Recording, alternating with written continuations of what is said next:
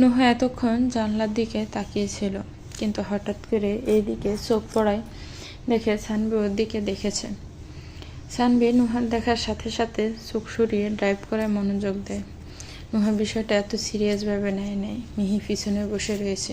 যদিও ওর টেনশন হচ্ছে ওর বাবার রেজাল্ট জানার পর কি করবে। কালকে জিজ্ঞেস করে রেজাল্টের কথা। সময়ের গতি খুব দ্রুত হয়, তাই গাড়ি পৌঁছে যায় মিহির ভার্সিটির সামনে। মিহি যখন গাড়ি থেকে নামতো তখন নিহান বলে, শুনুন মিহি, একদম কোনো লাফালাফি করবেন না। আপনার হাতের অবস্থা যথেষ্ট খারাপ, আর একটু পরে রেজাল্ট নিয়ে চলে আসবেন। গাড়ি পাঠিয়ে দিব আমি, কথাটা যাতে মনে থাকে, কোনো দুষ্টুমি না। নিহান কথাটা সিরিয়াসভাবে বলছে, কিন্তু মিহি কি ভালো কথা শোনার মতো মেয়ে? মিহি কোনো কথা না বলে গাড়ি থেকে নেমে আসে। এই লোকটা সবসময় সব কাজের আগে বকা দেয়। ভালো করে বুঝালে মিহি কি বুঝতে পারে না? মিহি গাড়ি থেকে নেমে বলে, ঠিক আছে, খেয়াল রাখবো, বাই।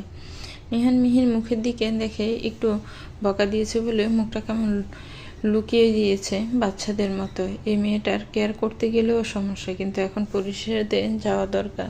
যতক্ষণ না ছাড়ে ততক্ষণ মিহির যাওয়ার দিকে তাকিয়ে দেখে নিহান এরপর সিটে চোখ বন্ধ করে বসে যায়। মিহি ভার্সিটি ঢুকে যায়। মনে হচ্ছে 1 বছর পরে এসেছে এখানে। মিহি বলে, এখন এখানে যাই, রেজাল্ট নিয়ে আসতে হবে। জানি ফেল করেছি, তবুও বাকিটা দেখা যাক। কিন্তু ফেল করলে আমার বাবা আমাকে মেরে নদীর জলে ভাসিয়ে দেবে। কি হবে আমার?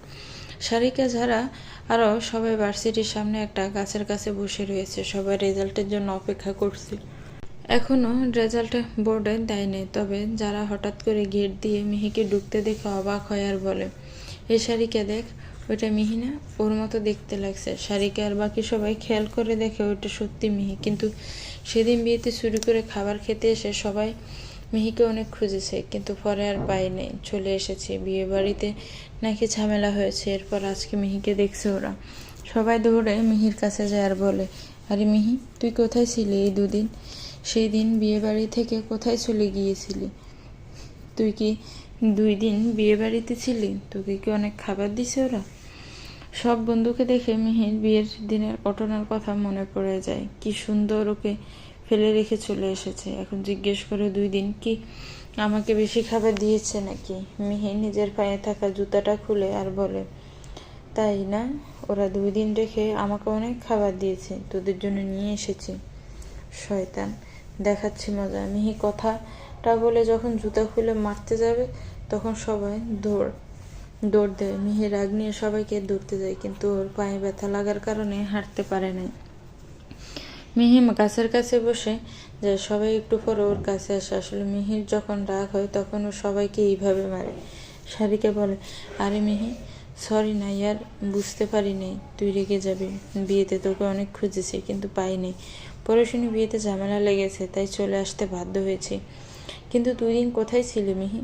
মিহির সবার কথা শুনে রাগ উঠছে, কিন্তু করা সবাই ঝামেলার কথা বলে, সেটা তো আসলে মিহি নিজেই। মিহি বলে, তোরা আমাকে রেখে চলে আসলি, এরপর বিয়ে বাড়ি থেকে বউ পালিয়ে যায়, এরপর আমার বিয়ে। মেয়ে বিয়ে কথাটা বলে থেমে যায়, কারণ মিহি সবাইকে সত্যি কথাটা বলে দেয় নিহানের সাথে ওর বিয়ে হয়ে গেছে। তখন কি হবে? বিয়ের কথাটা ওর বাপ অব্দি পৌঁছাতে বেশি সময় লাগবে না, তখন সব শেষ হয়ে যাবে। সবাই জানার জন্য বলে, পরে কি হয়েছে মি? পরে কি হবে? আসলে বিয়ে বাড়িতে যাওয়ার পর আসলে জানতে পেরেছি ওই বিয়েটা আমার ছোটবেলার বন্ধু নুহার বোনের সাথে হচ্ছে। কিন্তু হঠাৎ করে নুহা বোন পালিয়ে যায়, যার কারণে আমাকে ওখানে থাকতে হয়, ওকে সামলাতে হয়, তাই 2 দিন দেরি হয়ে গেছে। মিহির কথাটা মোটামুটি সবাই বিশ্বাস হয়েছে। মিহি মিথ্যা কথা বলার মধ্যে এক্সপার্ট। মিহির কথাটা সবাই শুনে পড়ে। মিহির কলেজের বোর্ডের রেজাল্ট দিয়েছে, সেটা দেখতে সবাই যায়। অন্যদিকে নিহানের গাড়ি পরিষদে পৌঁছে গেছে, তাই নিহান আর নুহা গাড়ি থেকে নেমে যায়। নিহান বলে, নুহা, তুমি গাড়ি থেকে নেমে গেলে কেন? সানভি তোমাকে ভার্সিটিতে পৌঁছে দিত। আরে দরকার নেই, ভার্সিটি এই একটু দূরে, আমি পায়ে হেঁটে চলে যেতে পারবো। তুমি টেনশন করো না নিহান ভাই, আমি আসি তাহলে। নিহান ভিতরে চলে যায়। নুহা একটু এগিয়ে যাবে, তখন থেমে যায়। সানভি এখনও গাড়ির ভিতরে রয়েছে। নুহান মনে পড়ে নিয়ার বিষয়ে খোঁজ করতে নিহান সানভিকে বলেছে, তাই নুহা আবার গাড়ির কাছে ফিরে আসে আর বলে, সানভি, আপনি কি আমার একটা উপকার করতে পারবেন? সানভি গাড়িটা পার্ক করার জন্য আবার চালু করতে যাবে, ঠিক তখন নুহা এই কথাটা বলে। সানভি ভাবে, নুহার কি উপকারের দরকার? ও কি কোনো বিপদে পড়েছে? সানভি বলে, কি হয়েছে নুহা? কোনো সমস্যা? কেউ কি আপনাকে বিরক্ত করছে বা কিছু বলেছে? আরে না না, এরকম কোনো বিষয় না। আসলে মানে নিয়া আপির খোঁজ করার জন্য নিহান ভাই বলেছে আপনাকে, তাই আমি চাই আপনি যদি নিয়া আপিকে তাড়াতাড়ি খুঁজে বের করতেন তাহলে ভালো হতো।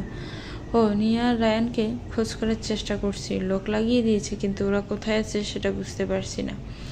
ওদের লোকসান বা কোনো কিছু ট্রেস করা যাচ্ছে না, তবে আশা করি তাড়াতাড়ি খুঁজে বের করতে পারবো। ও আচ্ছা, যদি কোনো খবর পাওয়া যায় তাহলে আমাকে জানাবেন। আপনার নাম্বারটা কি দেওয়া যাবে আমাকে সানভি? তোমার মুখে নাম্বারের কথা শুনে সানভির মন খুশি হয়ে যায়। আসলে ভালো লাগে এরকম একটা জিনিস যেটা চাইলেও আপনি লুকিয়ে রাখতে পারবেন না। সানভি ওর নাম্বার নেয়, নুহা সেটা ফোনে সেভ করে নিয়ে চলে যায়।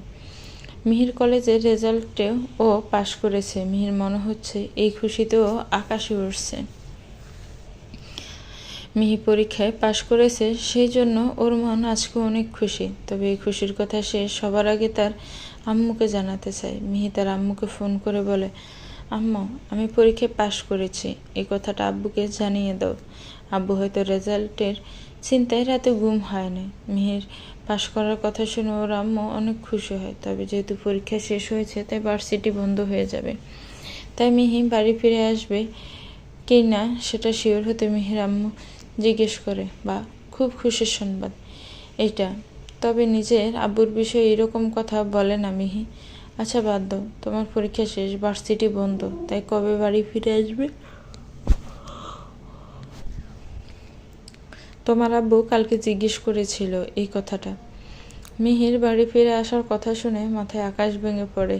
সে কি করে এখন বাড়ি ফিরে যাবে? নিহান ওকে রুম থেকে বের হতে দেয় না, তাই বাড়ি যেতে দেওয়া অসম্ভব। তাই মাকে এখন মিথ্যা কথা বলতে মিহি বলে, আম্মু, ভার্সিটি বন্ধ দিবে না, এবার পরীক্ষা শেষে আর পরীক্ষা আরও সামনে রয়েছে, তাই প্রাইভেট পড়তে হবে, এখন বাড়িতে আসা সম্ভব না, কয়েকদিন পর আসতে হবে।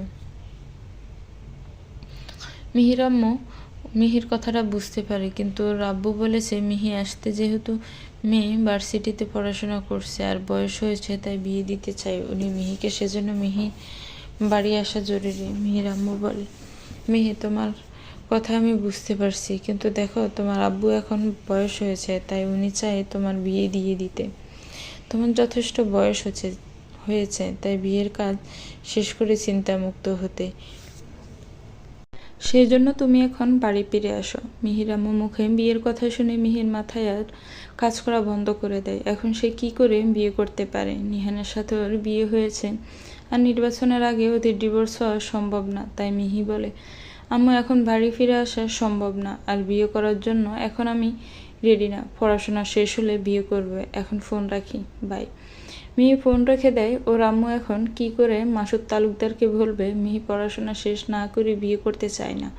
মিহি ফোন রেখে একটা শুকনো ডোক গিলে এখন বিয়ের কথাটা এড়িয়ে যেতে পেরেছে, কিন্তু মিহি তার আব্বু খুব ভালো করে জানে যদি মাথার বিয়ের বুধ চড়ে তাহলে বিয়ে মিহিকে দিয়ে ছাড়বে। কিন্তু নিহান কি করবে? ও তো মিহিকে মেরে ফেলবে। মিহি বলে, কোনো যে সেই দিন বিয়ে বাড়িতে চুরি করে খাবার খেতে গিয়েছিলাম, এখন আমার কি হবে? একদিকে বাপ, অন্যদিকে জামাই। মিহি, তুই সার্ট বাই বাই হয়ে যাবে। নিহানের অফিসে মিটিং চলছে, সামনের নির্বাচন, প্রতিটা বিষয়ে তাকে আলোচনা করতে হচ্ছে। জনগণের মন জয় করতে হবে, আবার মিটিং সেলও করতে হবে, অনেক কাজ। তবে সেই দিনে বউভাতে আগুন লাগার বিষয়টি নিহানের মাথায় আসে। সে বলে, আচ্ছা পার্টির সবাই আপনারা জানেন যে আমাদের বাড়িতে বউভাতের অনুষ্ঠানের দিন মায়ের রুমে আগুন লেগেছিল, কিন্তু বাহিরে থেকে দরজা লাগানো ছিল, মানে এটা কারো ইচ্ছাকৃত কাজ। তাই আমার মনে হয় এই কাজটা করার পিছনে অপোজিশন পার্টির হাত রয়েছে। পার্টির একজন সিনিয়র লোক বলে, দেখুন মন্ত্রী সাহেব, অপোজিশন পার্টির লোকেরা এই কাজ করতেই পারে, কারণ এইভাবে নির্বাচনে আপনার বিপক্ষে রানা শিকদার দাঁড়িয়েছে। রানা শিকদার কোনো সাধারণ মানুষ না, সে যথেষ্ট প্রভাবশালী, তাই এই কাজটা করা অসম্ভব না। নিহান ওনার কথাটা বুঝতে পেরেছেন। রানা শিকদার কতটা খারাপ সেটা নিহান জানে, তবে ওর এতটা সাহস হবে আশা করে নাই। আর নির্বাচন এবার একটু কঠিন হবে নিহানের জন্য, কারণ সে মনে করেছিল নিয়ার সাথে বিয়ে হলেও চাচার জন্য সবাই ওর পাশে থাকবে। নিহানের চাচা নাহিদ মল্লিক যথেষ্ট জনপ্রিয় আর ভালো মানুষ ছিলেন। পুরো শহর জুড়ে ওনার সুনাম ছিল, কিন্তু হঠাৎ দুর্ঘটনায় উনি মারা যায়। তবুও শহরের মানুষ ওনাকে এখনও সম্মান করে। তাই নিহান যদি ওনার মেয়ের জামাই হতো তাহলে সবাই ওকে পছন্দ করত। নির্বাচনে ভালো ভোট পেয়ে জিতে যাওয়া সম্ভব হয়ে যেত, কিন্তু বর্তমান পরিস্থিতিতে নির্বাচন একটু কঠিন হয়ে যাবে। নিহান মিটিং এই বিষয়ে কথা বলে প্রায় 2 ঘন্টা পর মিটিং শেষ হয়। নিহান বাহিরে এসে মিহিকে ফোন করে। মিহি এতক্ষণ গাছের নিচে বন্ধুদের সাথে কথা বলে বসেছিল, দোকান থেকে কিছু কিনে খাচ্ছিল। নিহানের ফোন দেখে মিহি একটু দূরে সরে আসে সবার থেকে। মিহি বলে, হ্যালো, বলুন, কি বলবেন আপনি? মিহি, আপনি কোথায় এখন? বাড়ি ফিরে এসেছেন নাকি ভার্সিটিতে? মিহির মনে পড়ে নিহান ওকে তাড়াতাড়ি বাড়িতে যেতে বলেছিল, কিন্তু সব ভুলে গেছে। এখন যদি শুনো ভার্সিটিতে তাহলে নিশ্চয়ই বকা দিবে, কিন্তু মিথ্যা বলা যাবে না। মিহি বলে, না মানে আসলে আমি এখনও ভার্সিটিতে, আসলে পরীক্ষায় পাশ করেছি, তাই সবাই বলেছিল কিছু খাওয়াতে, তাই দেরি হয়ে গেছে, এখনই চলে আসছি আমি। নিহান পরীক্ষায় পাশ করার কথা শুনে কিছু না বলে বকা দিত, তবে নিহানের মিটিং শেষ, তাই বাড়িতে ফিরবে ঠিক করেছে। যেহেতু মিহির ভার্সিটি যাওয়ার পথে, তাই মিহিকে রিসিভ করে নেবে নিহান। নিহান বলে, তাহলে আপনি থাকুন মিহি, আমি গাড়ি নিয়ে আসছি, একসাথে বাড়ি ফিরে যাব। একসাথে বাড়ি ফিরে যাবে মানে মিহির বন্ধুরা যদি নিহানকে দেখে ফেলেন তাহলে জিজ্ঞেস করবে ওকে। তখন মিহি কি বলবে? মিহি বলে, না না, আপনার আসতে হবে না, আমি এখনই চলে আসছি, আর এখানে আমার বন্ধুরা আছে, তাই যদি আপনি আসেন সমস্যা হবে, আমি চলে আসছি এক্ষুনি।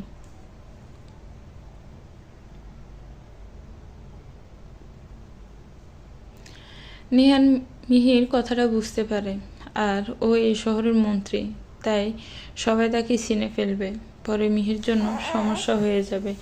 তাই নিহান বলে, ঠিক আছে, চলে আসুন একা একা, কিন্তু সাবধানে, যাতে হাতে পায়ে কোথাও ব্যথা না লাগে। খুব কেয়ারফুল হয়ে আসবেন, কথাটা যাতে মাথায় থাকে। মিহি ফোন রেখে দিয়ে বন্ধুদের বিদায় জানিয়ে রিক্সা নিয়ে বাসার উদ্দেশ্যে রওনা দেয়। আর অন্যদিকে নিহান ফোন রেখে সানভির সাথে কথা বলে। সানভি, শোনো, আমি বাড়ি ফিরে যাচ্ছি, আজকে বাড়িতে আগুন লাগার বিষয়ে তদন্ত করতে পুলিশ আসবে। আর রানা শিকদারের সাহস একটু বেশি হয়ে গেছে। কথায় আছে না, পিপিলিকা ফাঁকা গজায় মুড়ি বাত্তরে, ঠিক তেমন। তাহলে কি বস রানাকে সরিয়ে দিবেন একবারে রাস্তা থেকে? না, নির্বাচনের আগে এসব ঝামেলা চাই না, আমি একবার নির্বাচন শেষ হোক, তারপর রানা নাম সহ শহরের বুক থেকে মুছে দিব। নিহান নেহাল কি সেটাও বুঝতে পারবে, তবে ওর উড়ার জন্য যাতে ঢানা না থাকে সেটা দেখো। কি করতে হবে সেটা তুমি জানো সানভি। ওকে বাস, কাজ হয়ে যাবে আজকে, কাহিনী শেষ। নিহান একটা ডেবিল হাসি দিয়ে গাড়িতে উঠে পড়ে। ড্রাইভারকে সানভি ডেকে নিয়ে এসেছে, কারণ সানভি এখন বাড়ি যাবে। অন্যদিকে সিসিটিভি লাগাতে লোক বাড়ির ভিতরে চলে এসেছে। একজন মানুষ ফোন দিয়ে বলে, স্যার, সিসিটিভি লাগানোর লোক চলে এসেছে, আর হানিয়া শিকদার একদম আমার সামনে বসে রয়েছে, কি করবে এখন? যখন পাখি খাঁচার ভিতরে চলে এসেছে তাহলে দেরি কেন করছো? মেরে ফেলো ওকে। হানিয়া শিকদারকে এমন মৃত্যু দেও যাতে রাস্তার কুকুর ওর শরীর দেখে দূরে সরে যায়। নিহান শিকদারকে বোঝাতে হবে কষ্ট কি, সো কাজ করো। Okay sir. হানিয়া শিকদার শেষ। বসে থাকা হানিয়া শিকদারের দিকে এগিয়ে গিয়ে কথাটা বলল লোকটা। হানিয়া শিকদার এখন বাড়ির ড্রয়িং রুম বসে রয়েছে, খাবার খাবে, কিন্তু উনি জানেন না খাবারের আগে ওনার মৃত্যু এগিয়ে আসছে। কাহিনী শেষ। হানিয়া বেগম বসে রয়েছে, সারা ওনাকে একটু আগে নিজ ড্রয়িং রুমে নিয়ে এসেছে খাবার খেতে হবে বলে। আর 2 দিন ধরে ঘরে বসে থাকতে ওনার ভালো লাগছে না, তাই নিচে নেমে এসেছে। সিসিটিভি লাগাতে আসা লোকগুলো কারেন্ট দিয়ে হানিয়া শিকদারকে মেরে ফেলার জন্য পরিকল্পনা করে, তাই তারা কয়েকটা তার বিছিয়ে রাখে, তবে সেখানে কারেন্ট নেই সেটা সবাই জানে। তারা কারেন্টের তার বিছিয়ে রেখে দেয়, কিন্তু সেখানে কারেন্ট সংযোগ দেওয়ার জন্য লাইন অন করে দেয়। হানিয়া শিকদারের খুব কাছে তার রয়েছে। উনি একটা হুইল চেয়ারে বসে রয়েছে। আসলে কালকে আগুন লেগে যাওয়ার কারণে পায়ের আঘাত পেয়েছে, তাই হাঁটতে পারবে না উনি, সেজন্য হুইল চেয়ার ব্যবহার করেন উনি। তবে ওনার খুব কাছে যদি একটু হুইল চেয়ার নড়ে যায় তাহলে পুরো কারেন্ট ওনার শরীরে চলে যাবে। আর এই কারেন্ট কোনো নর্মাল তার দিয়ে তৈরি করা অনেক শক্তিশালী। যদি একবার এই কারেন্ট কারোর শরীরে লাগে তাহলে সে সাথে সাথে মারা যাবে। মিহি রিক্সা করে নেমে যায়, বাড়িতে ড্রয়িং রুমে চলে আসে। এখানে হানিয়া বেগম ছাড়া আর কেউ নেই। হানিয়া বেগম অনেক সময় ধরে এখানে হুইল চেয়ারে বসে রয়েছে, তাই উনি একটু উঠে পাশের টেবিলের চেয়ারে বসার জন্য হুইল চেয়ারে একটু নাড়ায়, কিন্তু একদম প্রায় তার কাছাকাছি পৌঁছে যায়। চেয়ার শুধু এখন একটু সময়ের অপেক্ষা। মিহি দেখে হানিয়া বেগম সামনে বসে রয়েছে। সেই দিন আগুনের ঘটনার পর ওনাকে আজকে প্রথম দেখছে। মিহি ওনার কাছে যাওয়ার জন্য পা বাড়ায়, কারণ ওনার শরীর কেমন আছে সেটা জিজ্ঞেস করতে হবে। মিহি যখন কাছে যায় তখন হঠাৎ করে একটা তার খেয়াল করে, ভালো করে সে দেখে তার থেকে একটু একটু আগুনের মতো কি যেন বাহির হচ্ছে। হানিয়া শিকদার যখন হুইল চেয়ার আর একটু সরাতে যাবে তখন মিহি চিৎকার করে বলে, মা দূরে সরুন। মিহির কথা হানিয়া শিকদার বুঝতে পারে না। মিহি দৌড়ে এসে হুইল চেয়ার সরিয়ে দেয়। হানিয়া শিকদার তার থেকে দূরে সরে যায়। মিহি তাড়াতাড়ি গিয়ে সকেট বন্ধ করে। হানিয়া বেগম খেয়াল করে দেখে কারেন্ট তার চেয়ারের কাছে ছিল, আর সেটাই কারেন্ট ছিল। মিহি কারেন্ট লোকদের ডাকে, এই যে আপনারা যারা সিসিটিভি লাগাতে এসেছেন তাদের বলছি এখানে আসুন, এখানে আসুন বলছি। সিসিটিভি যারা লাগাচ্ছে মানে সেই সাজানো লোকগুলো, তারা বুঝতে পারে তাদের পুরো পরিকল্পনা বিদা হয়ে যাবে। কিন্তু যাই হোক, আজকে হানিয়া শিকদারকে খুন করতে হবে। তার জন্য যদি মিহিকে মেরে ফেলতে হয় তাহলে মারবে। লোকগুলো কাছে আসে আর বলে, জি ম্যাডাম বলেন। কি জি ম্যাডাম, এই কারেন্ট যে আপনারা এখানে রাখলেন, এই তারে যে কারেন্ট ছিল সেটা কি আপনারা খেয়াল করেন নাই? আর একটুর জন্য কারেন্ট হুইল চেয়ারে লাগে নাই, না হলে কি হতো সেটা আপনারা জানেন? আর সিসিটিভি লাগাতে এত লেট কেন কোনো ব্যবহার করা হয়? ও আসলে ম্যাডাম, আর এখানে কি করে পড়ে গিয়েছে সেটা বুঝতে পারিনি।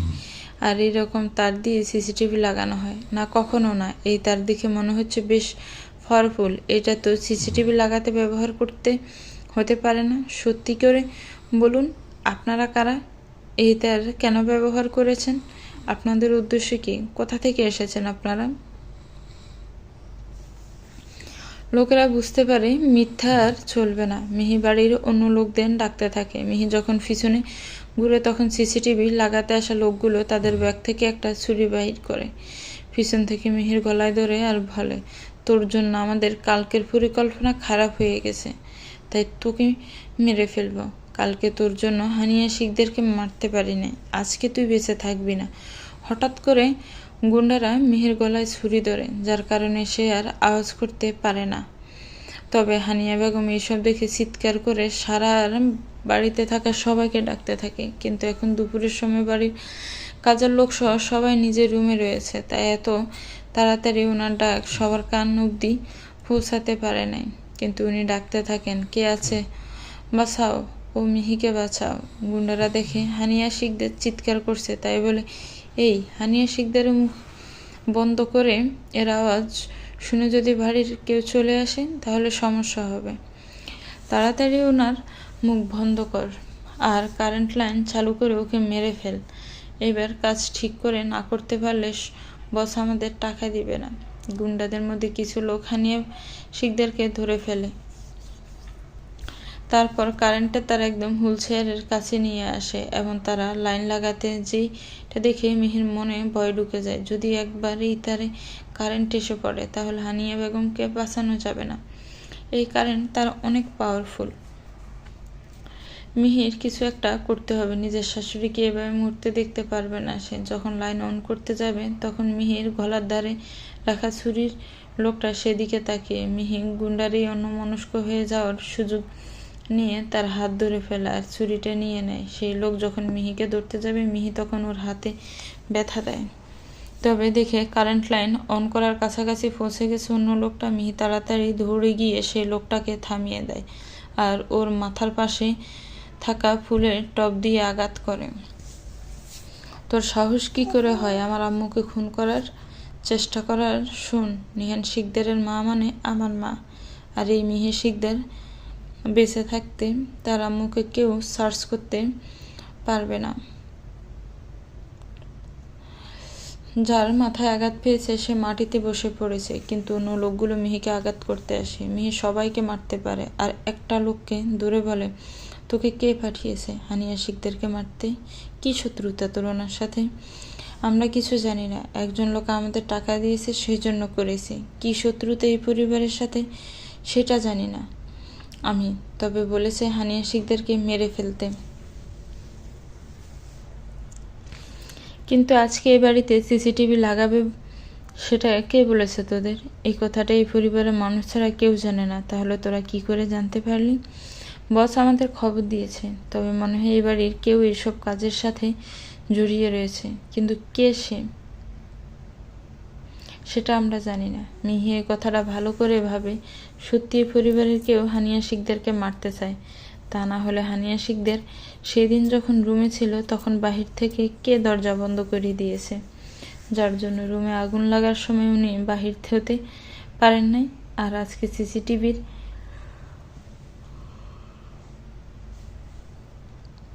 কথাটা বাড়ির সবাই জানে না, শুধু পরিবারের মানুষ ছাড়া। আর দুপুরে ড্রয়িং রুমে মানুষ থাকে না, এই কথাটা ও সবার জানার কথা না।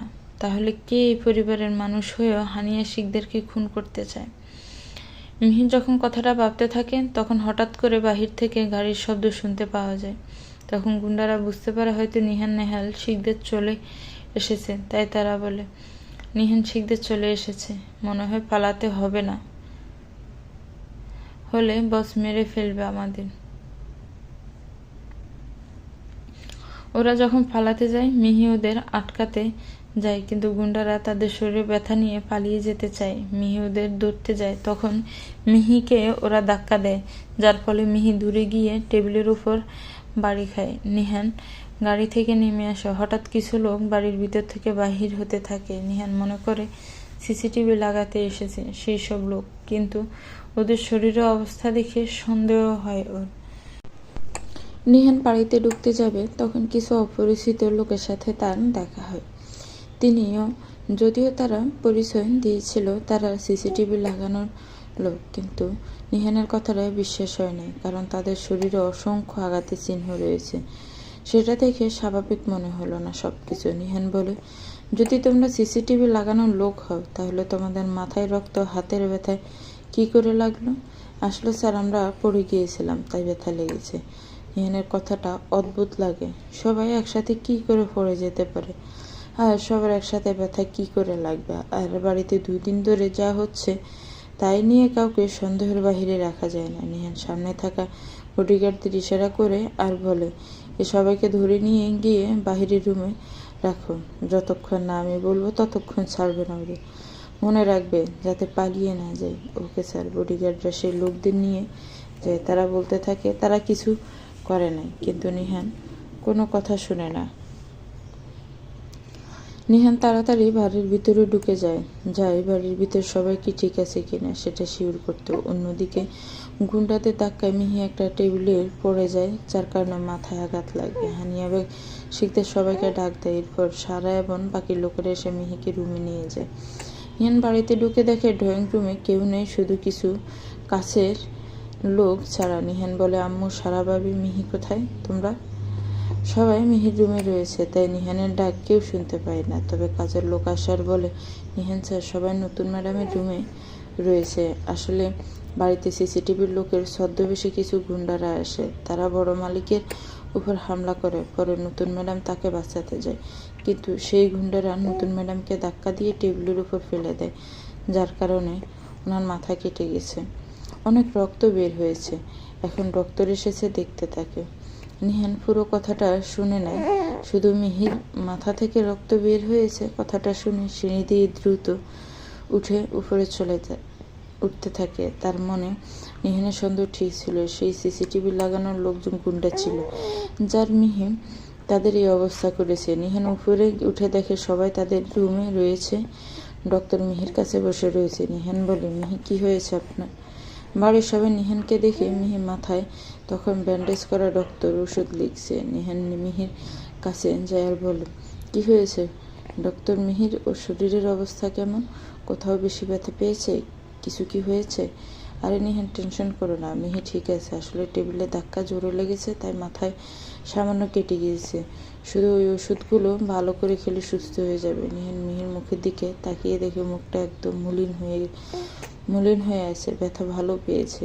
মিহির মুখে সবসময় দুষ্টমির ছাপ ছিল, সেই মুখটা বড্ড ফ্যাকাশে লাগছে। মনে হচ্ছে এক আকাশ পরিমাণ কালো মেঘের গভীরে এক চিলতে রোদ তলিয়েছে। নিহানের অনেক মায়া হয় মিহিকে দেখে। নিহান বলে, কি বলছেন? এতটুকু ব্যথা মানে? মাথায় কতটুকু কেটে গিয়েছে ডক্টর? আচ্ছা মম কি ঠিক আছে? সারাবাবু মম কোথায়? আসলে হানিয়া শিকদার এতক্ষণ মিহির কাছে ছিল, তবে এখন নিজের রুমে গিয়েছে। ওনার শরীর ভালো। এই রক্ত যদি উনি দেখেন তাহলে হয়তো আরও অসুস্থ হয়ে যাবেন, তাই ডক্টর তাকে রেস্টে নিতে বলছে। সারা বলে, নিহান তুমি টেনশন করো না, বড় মামি ঠিক আছে, এতক্ষণ এখানে ছিল। মামি কিন্তু এখন রেস্টে নিতে ওনার রুমে গিয়েছে। যদি আজকে মিহি না থাকতো তাহলে কি হতো? কি যে হচ্ছে এ বাড়িতে, একটার পর একটা বিপদ লেগে আছে। সারা একটা হতাশ নিয়ে কথাটা শেষ করে ডক্টর মিহিকে ঘুমের ওষুধ দেয়। মেয়ের চোখে ঘুম ছিল, তাই সে নিহান বা সারার কথা ভালো করে শুনে নেয়। নিহান এসেছে সেই বিষয়টি সে ভালো করে বুঝতে পারে না, চোখ জুড়ে ঘুমের ছোঁয়া। ডক্টর বলে, নিহান মেহমান হয়ে ঘুমিয়ে পড়েছে, তাহলে আমরা বরং ওকে রেস্ট করতে দেই। চলো রুমের বাহিরে আসুন। নিহান আর ডক্টর এবার সারা বাহিরে চলে আসে, তবে সারা নিজের রুমে চলে যায়। জায়ান অফিস থেকে চলে এসেছে বলে। ডক্টর বলে, নিহান তুমি এই শহরের মন্ত্রী, আর তোমার বাড়িতে একের পর এক হামলা হচ্ছে। সেই দিন আগুন নিয়ে ঝামেলা হলো, আজকে কেউ বাড়ির ভিতরে ঢুকে তোমার মাকে মারতে চাইলো। এসব নিয়ে তুমি কি কিছু ভেবেছ? আমি তোমাদের পারিবারিক ডক্টর, অনেক দিন ধরে তোমাদের পরিবারের সাথে আমার সম্পর্ক রয়েছে, তাই জিজ্ঞেস করছি। ডক্টরের কথাটা ঠিক ছিল। সেই দিন আগুন লাগার বিষয়টি নিহান কিছুটা সিরিয়াসভাবে নিয়েছে, কিন্তু আজকে ঘটনায় সে অবাক হয়ে যায়। মানে নিহান নেহাল শিকদারের বাড়ির ভিতরে ঢুকে তার মমকে হত্যা করার চেষ্টা কে করতে পারে, সে কথাটা ভাবে না। নিহান বলে, ডক্টর আপনি শুধু এই পরিবারের ডক্টর না, আমার বাবার বন্ধুও, তাই আপনার কথাটা জিজ্ঞেস করার অধিকার রয়েছে। তবে আজকে যা হয়েছে সেটা নিয়ে কিছু তো আমি অবশ্যই করব। তবে যে এই কাজ করেছে সে জানে না এই নিহান নেহাল শিকদার কতটা খারাপ। এখন অবধি আমার রাজনৈতিক রূপটা দেখে নেই। আপনি টেনশন করবেন না ডক্টর, এরপর দেখে এই বিষয়ে আমি খেয়াল রাখবো। অবশ্যই। তবে একটা কথা নিহান, তুমি একজন ভালো মন্ত্রীও নয়, ভালো স্বামীও ও ছেলে। নিজের বউয়ের জন্য এতটাকে আর কোনো ভালো মনের মানুষ করতে পারে? সত্যি তোমার ওয়াইফ খুব লাকি, সে তোমার মতো কাউকে তার জীবনে পেয়েছে। নিহান কথাটা শুনে হাসে আর বলে, না ডক্টর, মিহি অনেক লাকি না, বরং আমি অনেক লাকি। মিহির মতো এরকম একটা ভালো মেয়ে আমার জীবনে এসেছে। মিহি সত্যিই খুব ভালো মানুষ, না হলে আমার মমকে বাঁচাতে নিজের জীবনে ঝুঁকি নিত না। মিহিকে ওয়াইফ হিসেবে পেয়ে সত্যিই আমি গর্বিত। নিহান ডক্টরের সাথে কথা বলে যেহেতু মিহি ঘুমিয়ে রয়েছে, তাই ওকে বিরক্ত করতে চায় না, কিন্তু হানিয়া শিকদার কেমন আছে সেটা জানা জরুরি। যদিও সারা বলেছে হানিয়া শিকদারের তেমন কিছু হয়নি, তবুও নিহান ওর মমের রুমে যায়, দরজায় টোকা দেয় আর বলে, মম রুমে আসতে পারি? হানিয়া বেগম শুয়েছিল, তবে নিহানের গলার আওয়াজ শুনে উঠে পড়ে আর বলে, নিহান আসো, ভিতরে এসো। নিহান রুমে ঢুকে যায়, তবে হানিয়া বেগমকে সুস্থ দেখে তার মন শান্ত হয়। নিহান ওর মমের কাছে গিয়ে বসে আর বলে, মম এসব কি হচ্ছে এই বাড়িতে? একটার পর একটা দুর্ঘটনা লেগে আছে। প্রথমে আগুন লাগলো, এখন আবার কারেন্ট দিয়ে মেরে ফেলার চেষ্টা করা, কিন্তু সব আক্রমণ তোমার উপর কেন হচ্ছে বুঝতে পারছি না। কেন কেউ তোমাকে মারতে চাইবে? রাজনীতি নিয়ে কোনো সমস্যা হলে আমার উপর আক্রমণ করার কথা, কিন্তু তোমার সাথে কার কি শত্রুতা থাকতে পারে? হানিয়া শিকদার নিজের ছেলের মুখে তাকিয়ে দেখে সত্যি নিহান আজকের ঘটনায় ভয় পেয়ে গেছে। হানিয়া বেগম নিজের ছেলেকে চিনে, যতই উপরে নিজেকে রাগী গম্ভীর শক্তিশালী দেখানোর চেষ্টা করুক না কেন, আপন মানুষকে হারানোর ভয়ে নিহান ঠিক পায়। হানিয়া বেগম বলে, নিহান তুমি টেনশন করো না, হয়তো কারোর সাথে বিজনেস নিয়ে শত্রুতা রয়েছে, তাই এরকম করছে। আর সত্যি বলতে যখন মিহি রয়েছে ততক্ষণ কেউ আমার কোনো কিছু করতে পারবে না। আচ্ছা মিহি কেমন আছে, ওর শরীর ঠিক আছে এখন? নিহান একটু হাসে। ওর মমের মিহির প্রতি খেয়াল রাখার বিষয়টি বেশ ভালো লাগলো। সত্যি মেয়েটা সবার মনে জায়গা দখল করে নিতে পারে। নিহান বলে, মিহি ঠিক আছে, ডক্টর ওষুধ দিয়েছে, সেটা খেয়ে ঘুমিয়ে রয়েছে। নিহান, তুমি যখন মিহিকে বিয়ে করেছিলে তখন মনে হয়েছে আমার তুমি এই মেয়েকে বিয়ে করে নিজের জীবনের সবচেয়ে বড় ভুল করেছ, কিন্তু তুমি আমার এই বিশ্বাস ভেঙে দিয়েছো। সত্যি বলতে মিহির মতো এরকম একটা ভালো মেয়ে তোমার জন্য দরকার ছিল, যে নিজের শাশুড়িকে বাঁচাতে নিজের জীবন বাজি রাখতে পারে। সে নিজের স্বামীকে বাঁচাতে কী করতে পারবে। আমি চাই তুমি আর মিহি সবসময় সুখে থাকো সারা জীবন। নিহান মায়ের কথাটা শুনে একটু হাসি দেয়। তবে মিহি আর ওর বিয়ের আসল সত্যিটা ওর মায়ের জানা দরকার, কারণ এই পৃথিবীতে ওর মায়ের কাছ থেকে কোনো কিছু লুকিয়ে রাখতে পারে না। তাই নিহান বলে, মম, মিহি খুব ভালো মেয়ে সেটা আমি জানি, কিন্তু মিহিকে আমি শুধু একজন ভালো বন্ধুর মতো দেখি, এর চেয়ে বেশি কিছু না। আর নির্বাচনের পরে মিহির সাথে আমার ডিভোর্স হয়ে যাবে, তাই তুমি বেশি কিছুর আশা করো না। ডিভোর্সের কথা শুনে হানিয়া বেগম চমকে না গিয়ে একগাল হাসি দেয়, কারণ নিহানকে সে খুব ভালো করে চেনে। হানিয়া বেগম একটু উঠে নিহানের মাথায় হাত বুলিয়ে দিয়ে বলে, নিহান, মিহিকে তুমি কখনো ছাড়তে পারবে না। মা হয় তোমার আমি। তোমার চোখের মিহির প্রতি যে কেয়ার আমি দেখেছি সেটা কখনো অন্য কারোর জন্য দেখিনি। নিয়ার সাথে ছোটবেলা থেকে তোমার বিয়ে ঠিক ছিল, কিন্তু নিয়ার কখনো ওই রকম করে যত্ন নেও নাই তুমি। শোনো, অনেক মানুষ থাকে যাদের সাথে আমরা অনেক সময় কাটাই, কিন্তু কোনো মায়া কাজ করে না। তবে এই পৃথিবীতে একজন মানুষ এইরকম থাকে যার সাথে এক মুহূর্ত থাকলে তার প্রতি মায়া আসক্ত হয়ে যায়। মিহি তোমার জীবনে নিয়ার বদলে আসে নাই, আসলে মিহি তোমার জীবন। নিহান ওর মায়ের কথাটা শুনে সত্যি কখনো নিয়ার জন্য ওর মনে কোনো ফিলিং ছিল না, কিন্তু মিহি 2 দিনে সে ওর মনে জায়গা করে নিয়েছে। তবে নিহান নির্বাচনের পরে মিহিকে মুক্ত করে দিবে। যদি চান চলে যায় তাহলে যাবে, আর যদি থাকতে চাই তাহলে সারা জীবন নিজের করে রাখবে। নিহান বলে, মা, মিহির প্রতি আমার কি ফিলিংস রয়েছে সেটা আমি জানি না, কিন্তু আমি মিহির জীবনে বোঝা হয়ে থাকতে চাই না। যদি মিহি আমার সাথে থাকতে চাই তাহলে ভেবে দেখব কী হয়, কিন্তু আমার মনে হয় মিহি চলে যাবে। নিহান, তুমি এখনও মেয়ে মানুষকে চিনতে পারো না। মেয়েটা কখনো মুখ ফুটে বলে না তারা কাউকে ভালোবাসে। তার লজ্জা, হাসি, তার তাকিয়ে দেখা, এইসব দিয়ে বুঝিয়ে দেয় সামনে থাকা মানুষটা তার জন্য কতটা গুরুত্বপূর্ণ। আর আমি জানি নিহান তোমার মতো এরকম কেয়ারিং আর ভালো মনের মানুষের যে কোনো কেউ পছন্দ করবে। একটা কথা কি জানো, প্রতিটা মেয়ে তার স্বামীর প্রেমে পড়ে। নিহান ওর মায়ের সাথে কথা বলে নিজের রুমে চলে আসে। এসে দেখে মিহি ঘুমিয়ে রয়েছে। নিহান এসে সব সময়ের মতো মিহির এলোমেলো চুলগুলো সুন্দর করে কানের পিছনে গুজে দেয়। তারপর বলে, মিহি, সত্যি আপনি অনেক ভালো একটা মেয়ে। যদি কখনো ভবিষ্যতে আমাদের বিচ্ছেদ হয় তাহলে আপনাকে যে পাবে সে সত্যি অনেক লাকি হবে। আচ্ছা, আপনি কি সত্যিই চলে যাবেন এই বাড়ি ছেড়ে, আমাকে ছেড়ে? কেউ কি আমার চেয়ে বেশি যত্ন দিয়ে আপনাকে আগলে রাখতে পারবে? নিহান কথাটা বলে তাকিয়ে থাকে মিহির দিকে। প্রতিদিন মিহির ঘুমন্ত মুখ দেখা নিহানের ডেইলি রুটিন হয়ে গেছে। হঠাৎ নিহানের ফোনে কল আসে। সানভীর ফোনের শব্দে মিহি একটু নড়েচড়ে ওঠে। তাই নিহান ফোন নিয়ে রুমের বাহিরে চলে যায় আর রিসিভ করে বলে, হ্যালো সানভি, ভালো। নিহান স্যার, পুলিশ গিয়েছে কি বাসায়? কথা হয়েছে অফিসারের সাথে? না, পুলিশ আসেনি। পুলিশকে আমি মানা করে দিয়েছি আসতে, কারণ সামনের নির্বাচন। এখন যদি বাড়ির এইসব ঘটনার কথা কারো কানে যায় তাহলে সমস্যা হবে। আচ্ছা, তুমি পুলিশ কমিশনের নাম্বার দাও আমাকে, এখন কি করতে হবে সেটা আমি ভালো করে জানি। ঠিক আছে স্যার, আমি পাঠিয়ে দিচ্ছি। সানভীর নাম্বার পাঠিয়ে দেয়। নিহান পুলিশ কমিশনারকে ফোন দেয়। হ্যালো, কে বলছেন? আমি এই শহরের মন্ত্রী নেহাল শিকদার বলছি। একটু কি কথা বলা যাবে? নিহানের নাম শুনে পুলিশ কমিশনার বসা থেকে উঠে পড়ে আর বলে, স্যার, আপনি হঠাৎ ফোন করলেন, কিছু কি হয়েছে স্যার? কি করে সাহায্য করতে পারি আপনাকে আমি?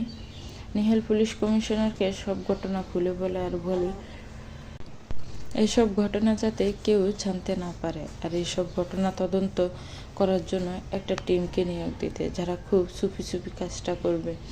পুলিশ কমিশনার বলে, স্যার, আপনি টেনশন করবেন না। কাল থেকে আমাদের পুলিশের টিম আপনাদের বাড়িতে থাকবে, আর থানা থেকে সিকিউরিটি দেওয়া হবে। আপনার কোনো টেনশন করতে হবে না। কাজটা যেন তাড়াতাড়ি হয়ে যায়, এরপর আর কোনো আক্রমণ যেন না হয় এই বাড়িতে। এইসব ঘটনার পিছনে কে আছে সেটা জানতে চাই আমি। হানিয়া বেগম চোখ বন্ধ করে থাকে, তবে তার মনের মধ্যে একটা কোথায় ঘুরপাক খাচ্ছে। খুব আক্রমণ তার উপর কেন হচ্ছে? কারো কি তার উপর শত্রুতা রয়েছে, নাকি সেই গোপন জিনিসের জন্য? কিন্তু কেউ এই জিনিসের কথা কি করে জানবে? এটা তো সে ছাড়া কেউ জানে না।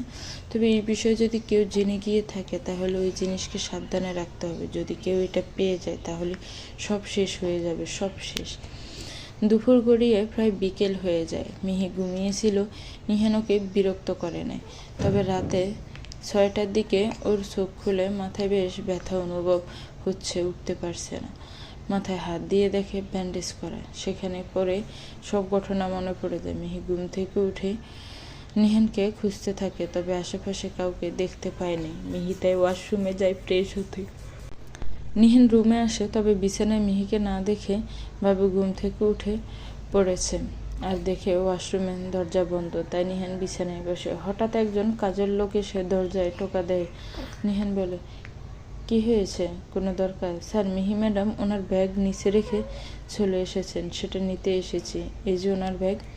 নিহান উঠে ব্যাগ নিয়ে সেটা টেবিলের উপর রাখে, তবে ব্যাগে চেইন খোলা ছিল। মিহিকে নিহান তাড়াতাড়ি কলেজ থেকে আসতে বলে, যার কারণে রেজাল্ট শিট নিয়ে চেইন লাগাতে ভুলে যায়। নিহান কাগজটা বের করে দেখে সেখানে রেজাল্ট শিট রয়েছে। নিহান রেজাল্ট দেখে অবাক হয়ে যায়। মিহি ওয়াশরুম থেকে বের হয়ে নিহানের হাতে রেজাল্ট শিট দেখে খুশিতে বলে, ও, আপনাকে বলতে ভুলে গেছি, আমি পরীক্ষায় পাশ করেছি। আসলে মিহির মাথায় অনেক বুদ্ধি রয়েছে, তাই সে পাশ করে গেছে। সত্যি Mihi, you are a great. Nihan result sheet দেখে আর বলে, আপনার মাথায় বুদ্ধি কতটুকু আছে জানি না, বাট মিহি ভাগ্য আছে আপনার। মানে রিয়েলি প্রতিটা সাবজেক্টে 33 পেয়ে পাশ করেছেন। বাংলায় 33, ইংরেজিতে 33, মানে সব সাবজেক্ট সেম।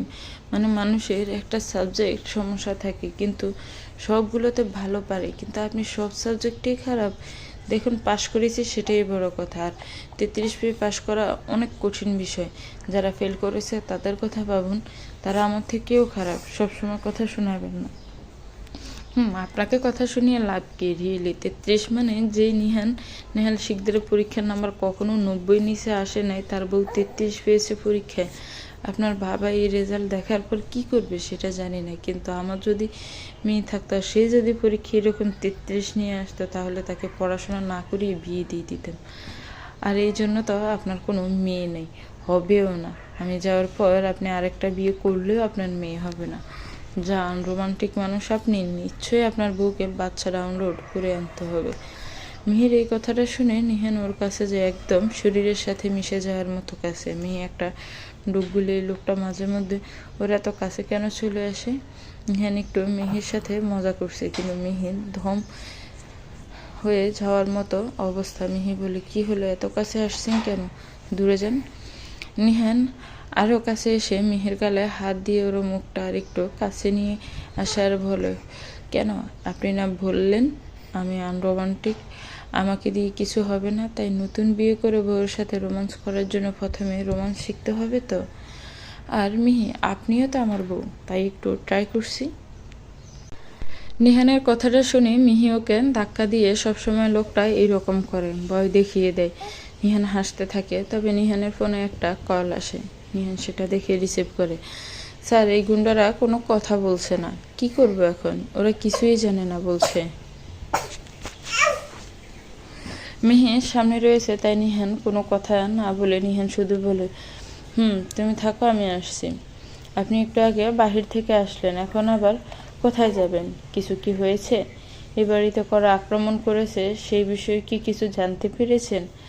নিহান মিহির মুখের দিকে দেখে, এখন যদি এসব ঘটনা বলে তাহলে ওর টেনশন বেড়ে যাবে। তাই নিহান হাসি মুখে বলে, আরে তেমন কিছু না। আর গুন্ডাদের ধরার জন্য পুলিশ রয়েছে, কালকে পুলিশ আসবে। আর এখন সানবি কল করেছে আমাকে, গেটের কাছে যেতে, কি যেন গুরুত্বপূর্ণ কথা আছে। আপনি রেস্ট করেন, আর কোনো কথা বলবেন না। নিহান কথাটা বলে চলে যায়। মিহি কিছু বুঝতে পারে না। যদি সত্যি এমন কিছু না হয়, তাহলে নিহানের মুখ ফোন করার সাথে গম্ভীর হয়ে গেল কেন? তবে মিহির মাথায় গুন্ডাদের বলা একটা কথা সবসময় ঘুরতে থাকে, এই বাড়ির কেউ হানিয়া শিখদেরকে মারতে চায়, কিন্তু সেটা কে, কেন, সেটা মিহির জানতে হবে। নিহান বাড়ির বাহিরে যায়, এই রুমে, সেখানে গুন্ডারা ছিল। নিহান সেখানে কিছু সিকিউরিটি ছিল। নিহান রুমে ঢুকে দেখে কিছু মানুষ রক্তাক্ত অবস্থায় পড়ে রয়েছে। নিহান বলল, তুমি এদের এই অবস্থায় ফেলে রাখছো কেন? ওদের আরও মারো, যতক্ষণ না সত্যি বলছে ততক্ষণ মারবে। কত বড় সাহস, মন্ত্রীর বাড়িতে ঢুকে ওর মাকে খুন করতে চায়। স্যার, ওদের অনেক সময় ধরে জিজ্ঞেস করেছি, কিন্তু ওরা কিছু বলে নাই। ওরা নাকি কিছু জানে না। ওদের কাছে কন্ট্রাক্ট এসেছে, তাই মারতে চলে এসেছে। স্যার, তাহলে কি করব বলেন? নিহান সুন্দর করে চেয়ারে গিয়ে বসে আর পাশের লোকদের ইশারা দেয়। ওরা গুন্ডাদের মাথায় বন্দুক ধরে। গুন্ডারা ভয় পেয়ে যায়। নিহান হাসি দিয়ে বলে, নিহাল শিকদার অনেক ভালো ভদ্র একজন নেতা, কিন্তু সেটা রাজনীতির সময়। বাট নিহান বাস্তবে কেমন সেটা তোর জানা নাই। এই নিহানের ভালো মানুষের রূপটা শুধু দেখলি, ভিতরে শয়তান দেখলি না।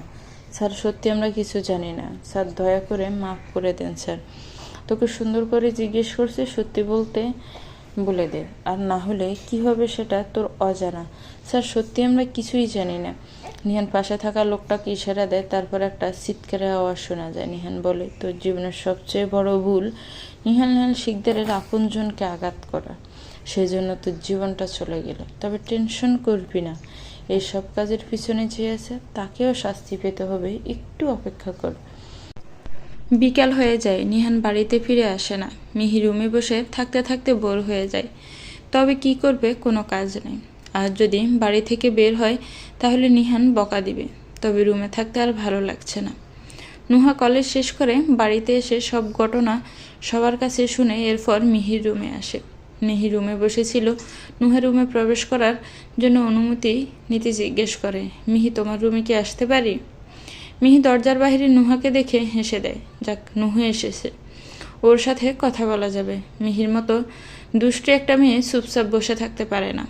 মিহি একগাল হাসি দিয়ে বলে, আরে নুহা, তুমি রুমের ভিতরে আসো, অনুমতি নেওয়ার কি দরকার তোমার? নুহা রুমে ঢুকে যায়। তবে সত্যি নুহা মিহির ব্যবহার দেখে অবাক হয়। কি সুন্দর মিষ্টি করে কথা বলতে পারে সে। মিহি প্রতিটা মানুষকে খুব সহজে আপন করে নিতে পারে। নিহানের জন্য একদম পারফেক্ট বউ হলো মিহি। তবে নুহা খেয়াল করে মিহির মাথায় আঘাত পেয়েছে, তাই নুহা বলে, মিহি, সত্যি তুমি খুব ভালো মেয়ে। আজকে যদি তুমি না থাকতে তাহলে হয়তো শাসিমণিকে বাঁচানো যেত না। তুমি নিজের জীবন দিয়ে শাসিকে বাঁচালে, অনেক ধন্যবাদ তোমাকে। মিহি নুহার কথা শুনে হাসে। মিহি শুধু নিজের দায়িত্ব পালন করেছে, একজন মানুষের অন্য একজনকে বাঁচানো তার দায়িত্ব। মিহি আর নুহা একসাথে অনেক সময় ধরে কথা বলে। পরে নুহা বলে, মিহি, অনেক কথা বলেছি, আমরা এখন একটা কাজ করি, চলো টিভি দেখা যাক। এই রুমে টিভি রয়েছে, কিন্তু নিহান ভাই টিভি দেখতে পছন্দ করে না। চলো কিছু দেখা যাক। চলো টিভি দেখা যাক। এমনি করে বসে থাকতে থাকতে সময় কাটে না। আর রুম থেকে বের হলেও উনি বকা দিবেন, তাই টিভি দেখলে ভালো হবে। নুহা আর মিহি টিভি দেখতে শুরু করে। নিহান বিকাল দিকে বাড়ি ফিরে আসে। সেই গুন্ডাদের মেরে তার কিছু জরুরি কাজ ছিল। নিহান নিজের রুমে এসে দেখে টিভির আওয়াজ শোনা যাচ্ছে। রুমে ঢুকে দেখে নুহা আর মিহি টিভি দেখছে। মিহি পূর্ণ মনোযোগ দিয়ে টিভি দেখছে। নিহানের আগ্রহ নিয়ে দেখে টিভিতে কার্টুন চলছে। নিহান মিহি আর নুহার কার্টুন দেখা হেসে ফেলে। মানে সত্যি এমন করে দেখছে মনে হচ্ছে টিভির ভিতরে ঢুকে যাবে। মিহি এরকম বাচ্চামো কাণ্ড করতে পারে সেটা নিহান জানে। তবে নুহার শেষে কার্টুন দেখছে, ভাবা যায় মিহির সাথে যে থাকবে, মিহি তাকেও নিজের মতো বাচ্চা করে ফেলবে। নুহার হাসি মুখ দেখে নিহানের ভালো লাগছে। নিয়ার যাওয়ার পর নুহা একটু একাকিত্ব ভুগছিল, তাই মিহির সাথে থেকে হাসতে শুরু করে দিয়েছে। নিহান কোনো শব্দ না করে দরজা বেরিয়ে দিয়ে চলে যায় অন্য রুমে। ওর রাজনৈতিক কাজের জন্য একটা আলাদা রুম রয়েছে, সেখানে নিহানের জামা কাপড় রয়েছে, প্রায় ওর প্রয়োজনীয় সব জিনিস থাকে সেই রুমে। অনেক সময় নিহান কাজ করতে করতে ঘুমিয়ে পড়ে, তাই এই রুমে সব থাকে ওর। নিহান সেখানে গিয়ে ওয়াশরুমে ঢুকে একটু হাতে মুখে পানি দিয়ে নেয়, তবে জামা কাপড় পাল্টায় নেয়। নিহানের শরীর বেশ টায়ার্ড ছিল, তাই সে ঘুমিয়ে পড়ে। সেখানে বেড রয়েছে। মিহি আর নুহা অনেক সময় টিভি দেখে তারপর নুহা নিজের রুমে চলে যায়। তবে আজকে অনেক মজা করেছি মিহির সাথে। তখন রাত প্রায় 6টা, চারিদিকে মাগরিবের আজান দিচ্ছে। ঘড়ির দিকে তাকিয়ে মিহি দেখে বেশ ভালো সময় হয়ে গেছে, কিন্তু নিহান বাড়ি ফিরে আসছে না কেন। মূলত টিভি দেখার সময় মিহি নিহানকে খেয়াল করে নাই, তাই মনে করেছে নিহান আসে নাই। মিহি বসে বসে টেনশন করছিল, তখন একজন স্টাফ আসে মিহির জন্য জুস নিয়ে আর বলে, মিহি ম্যাম, নিহান স্যার আপনাকে জুস খেতে বলেছে। মিহি স্টাফের কথা শুনে বলে, উনি জুস খেতে বলেছেন? মানে উনি কি বাড়িতে ফিরে এসেছেন? নিহান স্যার বিকাল দিকে বাড়িতে ফিরে এসেছে, আমাকে বলেছে 6টার দিকে জুস দিতে। এরপর ওনাকে দেখলাম আপনার রুমে একবার ঢুকে এরপর বাহির হয়ে যায়, পরে স্টাডি রুমের দিকে যেতে। মিহি বুঝতে পারে নিহান অনেক আগে বাড়ি এসেছে, হয়তো নুহার ও টিভি দেখছিল তাই বিরক্ত করে নাই। মিহি জুসটা খেয়ে স্টাডি রুমের দিকে যায়। স্টাডি রুমের দরজা খোলা ছিল, তাই মিহি খুব সহজে ঢুকে যায়। তবে নিহানকে সে ঘুমন্ত অবস্থায় দেখে মিহি একটু কাছে যায়, হাঁটু গেড়ে বসে দেখে নিহানকে। মিহি মনে মনে বলে, কি সুন্দর ঘুমিয়ে রয়েছে লোকটা, একদম বাচ্চা বাচ্চা লাগছে। ঘুমন্ত অবস্থায় কিন্তু জেগে গেলে একদম রাগী সিংহের মতো লাগে। রাগী বদমেজাজি শুধু বকা দেয়, তবে কেয়ারও করে। মিহি যাই বলিস, এই খাটাস লোক কিন্তু ততটা খারাপ না, মোটামুটি ভালো আছে, কিন্তু বেচারার কপাল খারাপ। তোর মতে এইরকম একটা দুষ্ট বউ কপালে জুটেছে। মিহি নিহানকে বিরক্ত করতে চায় নাই, তাই ওকে ঘুমাতে দিবে বলে ঠিক করে মিহি যখন চলে যেতে চায়, তখন হঠাৎ করে চোখ যায় নিহানের পরনের শার্টের উপর। মিহি একটু ভালো করে খেয়াল করে দেখে শার্টে কিছু একটা লেগে আছে। সেটা দেখে মিহি চোখ কপালে উঠে যায়। মিহি আবার নিচে ঝুঁকে ভালো করে দেখে আর বলে, এই খাটাস লোকের শার্টে এই লাল দাগ লেগে আছে কি করে? মনে হচ্ছে এটা কোনো লিপস্টিকের দাগ, কিন্তু এনার শার্টে এই দাগ কি করে আসবে? মিহি আরো ভালো করে দাগটা দেখতে থাকে, যার কারণে ওর হাত নিহানের বুকের উপর রাখে। মিহির কোনো জিনিস শান্তিতে দেখতে বা করতে পারে না, তাই ওর নড়াচড়ার জন্য নিহানের ঘুম ভেঙে যায়। তবে মিহিকে এতটা কাছে দেখে নিহান বেশ অবাক হয়ে যায়। মিহির হাত নিজের বুকে থেকে সরিয়ে হাত ধরে টান দিয়ে নিজের কাছে নিয়ে আসে। হঠাৎ করে নিহানের এইরকম হাত ধরে টান দেওয়ার ফলে মিহি নিহানের কাছে চলে যায়। মিহি চুলগুলো নিহানের মুখের সামনে চলে আসে। নিহান সুন্দর করে চুলগুলোকে তার কানের পিছনে গুজে দিয়ে বলে, কি হলো, কি করছিলেন মিহি? ঘুমন্ত একটা মানুষের ফায়দা নিতে তার সাথে কি উল্টো পাল্টা করছিলেন শুনি? নিহানের কথা মিহির কান অবধি ভালো করে পৌঁছাতে পারছে না, কারণ মিহির হৃদকম্পন বেড়ে যাচ্ছে। নিহানের হঠাৎ করে এইরকম করে কাছে ডেকে নেওয়ার ফলে মিহি একদম জমে গেছে। নিহান এখন মিহির কপালে হাত দেয়। ওর দিকে তাকিয়ে থাকা সব মিলিয়ে মিহির মনে জ্বর বইতে শুরু করে। নিহান শুধু মিহির মুখের দিকে তাকিয়ে দেখে, তবে মিহির থেকে কোনো উত্তর না পেয়ে আবার জিজ্ঞেস করে, কি হলো? কিছু জিজ্ঞেস করছি, উত্তর করেন। কি হয়েছে? এখানে কেন আপনি? এবার নিহান কথাটা বেশ জোরে বলেছে, যার কারণে মিহি শুনতে পায়। মিহি নিজের অবস্থান টের পেয়ে উঠে দাঁড়িয়ে যায়। একটু হলে দম বন্ধ হয়ে যাচ্ছিল তার। মিহি বলে, আমি আসলে আপনাকে দেখতে এসেছিলাম, কিন্তু আপনি ঘুমিয়েছিলেন। তাহলে আমার বুকে হাত দিয়ে কি করছিলেন আপনি? মিহির বুকের কথাটা মনে হয় সেই লাল দাগের কথা মনে পড়ে মিহির সাথে লজ্জা পাওয়া বাদ রেখে রেগে যায়। মিহি বলে, কি করছিলাম আপনার বুকে সেটা জিজ্ঞেস করলেন তাহলে? দেখুন, এই লাল দাগটা কিসের আপনার শার্টে? দেখে মনে হচ্ছে কোনো লিপস্টিকের দাগ। আপনার শার্টে লিপস্টিকের দাগ কোথা থেকে আসবে? কোথায় গিয়েছিলেন আপনি বলুন? নিহান হঠাৎ করে মিহির রেগে যাওয়ার কারণ বুঝতে পারে না, কিন্তু পরে নিজের শার্টের দিকে খেয়াল করে দেখে সত্যি একটা লাল দাগ। পরে মনে পড়ে এই লাল দাগটা মনে হয় রক্তের, সেই সময় গুন্ডাদের মারার সময় লেগেছে। তবে নিহান সত্যি কথাটা মিহিকে বলে না, কারণ মিহির রাগ দেখতে তার বেশ ভালো লাগছে। নিহান বলে, ও রিয়েলি? লিপস্টিকের দাগ রয়ে গেছে এখনো? ও আমাকে বলেছিল দাগটা মুছতে, কিন্তু ভুলে গেছি। এই ওটা কে শুনি বলেছে দাগটা মুছতে? ওটা হলো আমার প্রেমিকা পড়শি। আসলে বিকেলে পড়শির সাথে দেখা করতে যায়, আর তখন বুঝতে পারছেন একটু রোমান্টিক হয়ে যায়, যার কারণে। নিহান পুরো কথাটা শেষ করতে পারে না। মিহি জোরে বলে, কি? আপনার প্রেমিকা কোথা থেকে এসেছে? কে আপনার প্রেমিকা? কোথায় থাকে সে? কি নাম? বাড়ি কোথায়? মিহির মুখ দেখে নিহানের হাসতে ইচ্ছে করছে, কিন্তু সে না হেসে সিরিয়াস হয়ে কথাটা বলে। মিহি শুধু ভাবতে থাকে, নিহানের প্রেমিকা রয়েছে সেটা মিহি জানে না।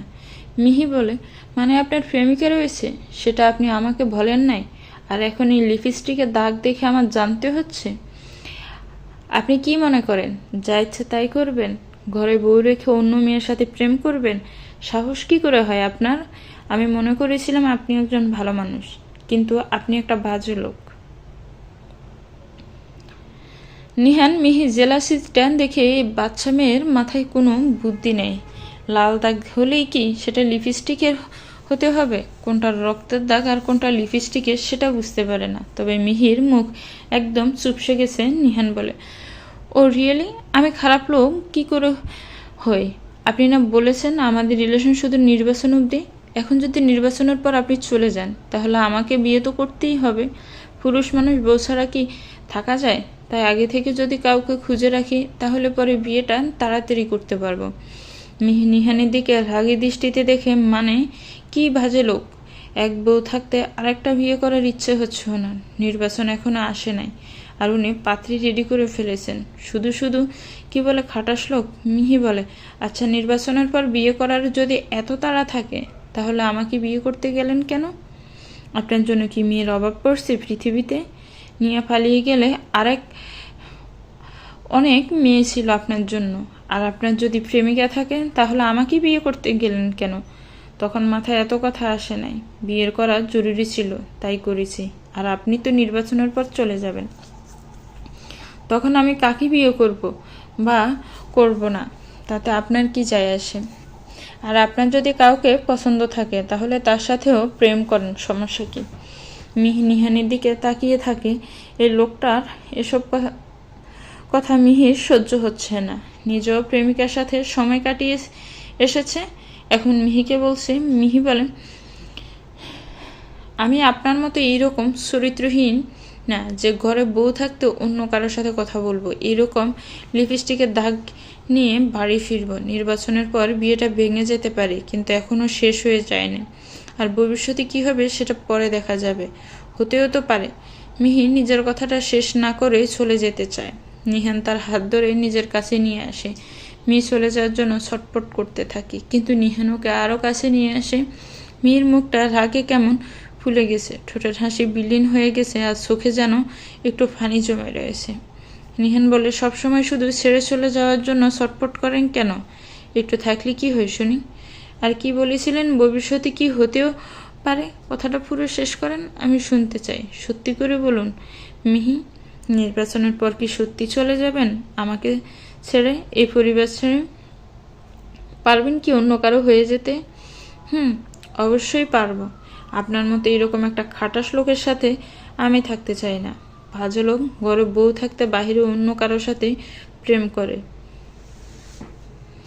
নিহান মিহির অভিমান দেখে মেয়েটা সত্যি অদ্ভুত, কখন রাগ করে আবার কখনো অভিমান করে। নিহান এবার সত্যি কথা বলে দেয়, শুনেন মিহি, এই নিহান এত খারাপ না যে বউ থাকতে অন্য কারোর সাথে প্রেম করবে। এটা লিপস্টিক না, বরং রক্তের দাগ।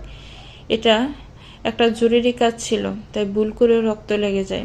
ভালো করে খেয়াল করুন, লিপস্টিকের দাগ হলে একটু ছোঁয়া দিলে উঠে যেত, কিন্তু যেহেতু রক্তের দাগ তাই রয়েই গেছে। মিহি ভালো করে খেয়াল করে দেখে সত্যি এটা রক্তের দাগ, তাই এখনো উঠে নাই। মিহি এবার নিহানের দিকে দেখে, নিহান কি সুন্দর মিটমিট করে হাসছে। মিহি একটা ধাক্কা দেয় নিহানকে আর বলে, যদি এটা রক্তের দাগ হয়, তাহলে এতক্ষণ নাটক করছিলেন কেন? প্রেমিকা বললেন কেন? শুধু শুধু আমাকে রাগিয়ে দিলেন। কোনো বাজে লোক একটা। আপনি একটা খাটাস লোক, শয়তান মানুষ। নিহান মিহির এসব কথা শুনে হাসে। তবে এখন নিজের রুমে ফিরে যাওয়া দরকার। নিহান রুম থেকে বের হয়ে দরজার কাছে যায় আর বলে, মিহি, দোষটা আপনার। আমি প্রেমিকার নাম বলেছি আর আপনি সেটা বিশ্বাস করে ফেললেন। তবে যাই বলেন, যদি সত্যি একটা প্রেমিকা থাকতো তাহলে খারাপ হতো না। আর 4টা বিয়ে করা কিন্তু জায়েজ আছে, যদি আপনি সতীনের সংসার করতে পারেন।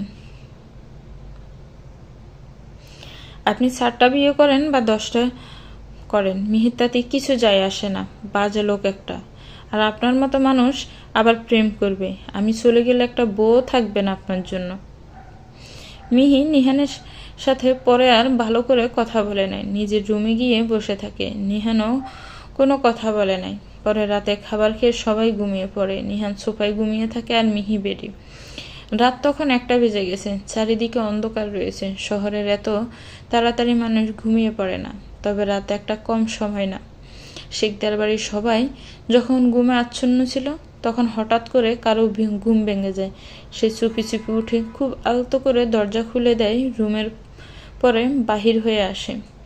আর সেই মানুষটা আর কেউ না, মিহি। মিহি রুম থেকে বাহির হয়ে খুব ধীরগতিতে সে আগুনে পুড়ে যে রুমে এসে পৌঁছে যায়। রুমটা অন্ধকার, তবে মিহি নিজের সাথে টর্চ লাইট নিয়ে আসে।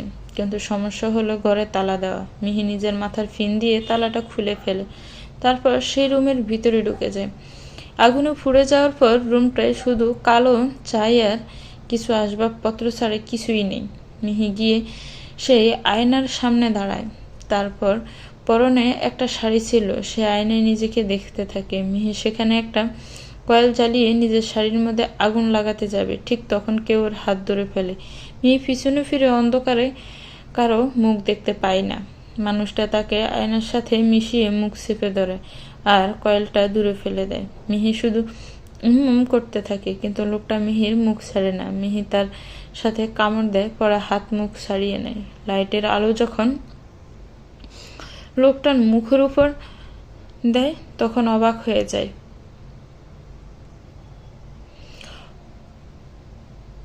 অন্ধকারের মধ্যে হঠাৎ করে কাউকে দেখে মিহি অনেক ভয় পেয়ে যায়। কি করবে বুঝতে পারে না। পরে মনে পড়ে তার হাতে একটা টর্চ লাইট রয়েছে। সেটা যখন জ্বালিয়ে সামনে থাকা মানুষটাকে দেখে অবাক হয়ে যায় আর বলে, আপনি এখানে কি করেন? কি করে জানতে পারলেন এই রুমে আমি এসেছি? মিহির সামনে থাকা মানুষটা আর কেউ ছিল না, নিহান ছিল। হঠাৎ রাতে মিহিকে রুম থেকে এরকম চোরের মতো বাহির হতে দেখে নিহানের সন্দেহ হয়, তাই মিহির পিছনে পিছনে আসতে থাকে। কিন্তু যখন দেখে মিহি সেই ফুরে যাওয়া রুমে এসেছে, তখন এই রুমে ঢুকে। নিহান বলে, আপনি কি করছিলেন এই রুমে মিহি? এই ফুরে যাওয়া রুমে সব পুড়ে ছাই হয়ে গেছে, আর এরকম শাড়ি পরে আয়নার সামনে দাঁড়িয়ে রয়েছেন। কোনো আর কয়েলে আগুন দিয়ে নিজের শরীরে কেন লাগাচ্ছেন? মিহি বুঝতে পারে নিহানকে সব বলতে হবে, কিন্তু নিহান এত জোরে জোরে জিজ্ঞেস করছিল, তাই মিহি ওর মুখ চেপে ধরে। বাড়ির কেউ শুনে ফেললে সর্বনাশ হয়ে যাবে। তাই মিহি বলে, আপনি এত জোরে কথা বলছেন কেন? আর আমার এসব করার পিছনে একটা কারণ রয়েছে। এই ঘরে এত রাতে আমি এই জন্য এসেছি, কারণ আমি জানতে চাই মায়ের সাথে আসলে কি ঘটনা হয়েছে। সেদিন শাড়িতে আগুন কি করে লেগেছে, এই রহস্যর সমাধান করতে হবে চাই। নিহান নিজের মুখের উপর থেকে মিহির হাত সরিয়ে দেয়, তারপর বলে, মিহি, এই ঘটনা সমাধান করার জন্য কালকে পুলিশ আসবে। আমি কমিশনারের সাথে কথা বলেছি। আপনার শরীর অনেক অসুস্থ, তাই এসব ঘটনার মধ্যে না জড়ানো ভালো হবে আপনার জন্য। আর সব রহস্য পুলিশ সমাধান করবে। তাই এখন চলুন রুমে যাই। মিহি রুমে যেতে রাজি হয় না। সে এখানে থেকে আসল রহস্য জানবে। মিহি বলে, মেনে নিলাম পুলিশ এসে সব সমাধান করবে, কিন্তু সব কিছু পুলিশের উপর ছেড়ে দিতে পারি না। আর সেদিন গুন্ডারা বলেছে এই বাড়ির কেউ এসব ঘটনার পিছনে জড়িত রয়েছে। তাই সত্যিটা জানা জরুরি, কারণ শত্রু যদি বাড়ির মধ্যে থাকে তাহলে আক্রমণ অনেক বেশি হতে পারে। আপনি সেই গুন্ডাদের কথাই কি করে বিশ্বাস করতে পারেন? আর এই বাড়িতে কে মমকে মারতে চাইবে? কার শত্রুতা রয়েছে মমের সাথে? আমি গুন্ডাদের কথাই বিশ্বাস করি, কারণ এই বাড়িতে যে সিসিটিভি লাগানো হবে সেটা এই বাড়ির লোক ছাড়া অন্য কেউ জানে না। আর তাই এই বাড়ির কেউ এইসবের পিছনে রয়েছে বলে আমার মনে হয়। হয়তো মম আর শত্রুর মধ্যে কোনো ঘটনা রয়েছে যেটা আমরা জানি না, সেটা জানতে হবে। তাই এই ঘটনার আসলে বিষয়ে জানতে হবে, শত্রুকে খুঁজে বের করতে হবে। কিন্তু মিহি, এসব করতে যদি আপনার কিছু হয়ে যায় তখন কি হবে মিহি? আমার পরিবারের জন্য যদি আপনার সমস্যা হয় তাহলে নিজেকে কখনো মাফ করতে পারবো না আমি। টেনশন করবেন না, যদি আমার ভাগ্য মৃত্যু লেখা থাকে তাহলে ঠিক মারা যাব, কিন্তু এই রহস্য সমাধান করে যাব। নিহান পরে আর মিহিকে কোনো কথা বলে না। সে শুধু মিহির পাশে থাকতে চায়। মিহি বলে, দেখুন, মায়ের আসলে কয়েল থেকে আগুন লেগেছে, তাই এখন আমি সেটা করতে চাই। এখানে কয়েল জ্বালিয়ে রেখেছি, সেটার মধ্যে আঁচল দিতে হবে। মিহি নিজের কথা অনুসারে আয়নার সামনে গিয়ে দাঁড়িয়ে যায়। সেখানে গিয়ে শাড়ির আঁচল কয়েলের মধ্যে রাখে, কিন্তু মিহির আঁচলে কয়েলের আগুনও অনেক আস্তে আস্তে লাগে, একটু ফুরে আবার নিভে যায়। নিহান বিষয়টি খেয়াল করে আর বলে, কি হলো বিষয়টা মিহি? আপনার শাড়িতে কয়েলের আগুন একটু লেগে তারপর নিভে গেছে, কিন্তু সেই দিন মায়ের শাড়িতে একটু কয়েল লেগে ধাউ ধাউ করে আগুন কি করে লেগে যেতে পারে? মায়ের কথা অনুসারে 5 মিনিটের মধ্যে পুরো আগুন ঘরে ছড়িয়ে যায়। মিহি বিষয়টি বুঝতে পারে। সে পরীক্ষা করার জন্য নিজের শাড়িতে আগুন জ্বালিয়ে দেয়। মিহি বলে, একদম ঠিক বলেছেন, নর্মাল কয়েলের আগুন শাড়িতে লাগলে সেটা দাউ দাউ করে জ্বলতে পারে না, কিন্তু সেদিন মমের শরীরে একটু কয়েলের আগুন লেগেছিল, যার জন্য পুরো ঘর পুড়ে গেছে। মানে সেদিন নিশ্চয়ই শাড়িতে বা পুরো ঘরে এমন কিছু ব্যবহার করা হয়েছিল যার জন্য আগুন পুরো ঘরে ছড়িয়ে পড়তে পারে। হয়তো এসব পূর্ব পরিকল্পনা করা ছিল। সেই কথা বুঝতে পারলাম, কিন্তু আমাদের বাড়িতে এসে মমের ঘরে কে ঢুকবে আর বাড়ির কেউ সেটা দেখতে পারবে? এটা কেমন করে সম্ভব? তাহলে কি বাড়ির মানুষের মধ্যে কেউ মমকে মারতে চায়? আমার সন্দেহ ঠিক এই বিষয়ে, কিন্তু আগুন জ্বালিয়ে দেওয়ার জন্য রুমে কি ব্যবহার করা হয়েছে সেটা জানতে হবে। চলুন খুঁজে বের করা যাক। তখন প্রায় রাত 2টা। হানিয়া বেগম নিজের চোখ খুলে ফেলে, যদিও না চোখে ঘুম কখনো ছিল না। হানিয়া বেগম বুঝতে পারে সেই জিনিসটা ঠিক আছে কিনা সেটা তার জানতে হবে। হানিয়া উঠে নিজের শরীরে একটা চাদর পেঁচিয়ে রুম থেকে চুপি চুপি বাহির হয়ে যায়। সে নিজের গুপ্ত রুমে যায় যেখানে আসল জিনিস রয়েছে। রুমে গিয়ে পুরনো তালা চাবি দিয়ে খুলে ফেলে, ভিতর থেকে একটা কাপড়ের জিনিস বের করে আর বলে, না, এই জিনিস ঠিক আছে, যাই হয়ে যাক না কেন এই জিনিসের কিছু হতে দিব না। আমি এটা আমার কাছে কারো আমানত হিসেবে আছে, তাই যদি জীবন দিতে হয় তাহলে দিব, তবে এই জিনিস কাউকে দিব না। মিহি আর নিহান পুরো রুম খুঁজতে থাকে, তবে পুড়ে যাওয়ার কারণে তেমন কিছু খুঁজে পায় নাই। হঠাৎ করে মিহির হাত থেকে টর্চ লাইট পড়ে যায়। মিহি সেটা তুলতে নিচে ঝুঁকে সেখানে একটা গন্ধ পায়। মিহি বলে, এই মেঝেতে কেমন একটা গন্ধ রয়েছে দেখেন। মনে হচ্ছে কেরোসিনের গন্ধ। তাহলে কি আগুন লাগানোর জন্য কেরোসিন ব্যবহার করা হয়েছে? সেজন্য আগুন তাড়াতাড়ি লেগে গেছে।